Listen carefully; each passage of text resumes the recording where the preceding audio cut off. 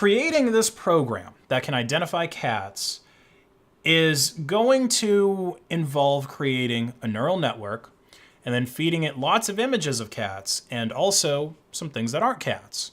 And then you reward it when it correctly identifies the cats, and over time it gets better and better at that. And also, the bigger your sample size of cat images is, the better that neural engine is ultimately going to be. The larger the sample size is, and then more or less the longer you train it, the number of rounds of training that it gets is going to influence how good the final product is. So you're going to want millions, if not billions, of pictures of cats, which is no problem because the internet has loads of cat pictures. But if just a handful of these pictures are nightshaded, it's going to completely throw off your AI's ability to identify what a cat is, right? So like you can see an example here where, so dog is what we're trying to create here. And this is what, Stable Diffusion, I think SDXL is Stable Diffusion XL. Some examples of like when you tell it to create a dog, create a car, handbag, hat, and so on. But if you were to throw in just like 50 poison samples of dogs into, they don't specifically say here how many it was trained on, but it would probably be millions, right? There's millions of dog images out there on the internet too. 50 poison samples result in it creating this abomination that's like, I don't know, it kind of looks like a rabbit to me that just wants the sweet release of death. 100 samples, and at this point we're making cats. We've completely changed what this neural network's image of what a cat is in its neural brain, right? Or what a dog is in its neural brain. And here we're actually starting to get some pretty good cats. But we're prompting for dogs, right? We didn't want a cat, we wanted a dog. Same thing with the car here. Now you get a cow that looks like it's melting.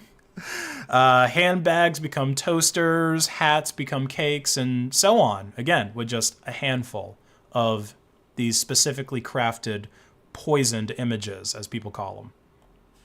And I don't really think there's any effective way to fix your large language model, your neural network, once it's been trained on these. I mean, I think the only way to really fix it is to go through the sample data, because obviously some of it's poisoned, pick out the 100 or so poisoned images out of millions, and then retrain that neural network on a good data set, which obviously is wasting hours and hours of time trying to pick through these images, which I guess you're going to have a human do it. Well, there are some tools that people manage to create to identify poisoned images. But if you don't know about those, or if the poisoned images beat the tools, at that point you got to use a human to pick it out, which is really going to suck. And it's also going to waste many, many hours, or not hours, but kilowatt hours of electricity.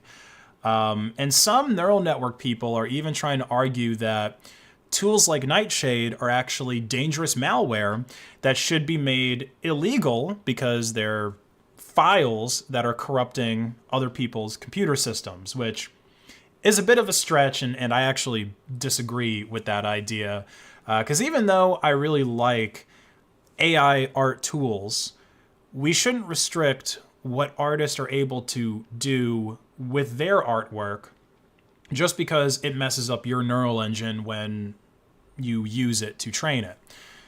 And of course, like I said, there's some other tools like Nightshade Antidote and things like that that are being used to fight back against Nightshade. But the way I see it, like kind of the high level view of all this, is it's ultimately more free software that's being added into the world that anyone's able to use, and it's clearly useful for some people, which I'm always for. I just kind of wish there was a version of Nightshade that was able to run on Linux instead of forcing people to use Windows or Mac OS.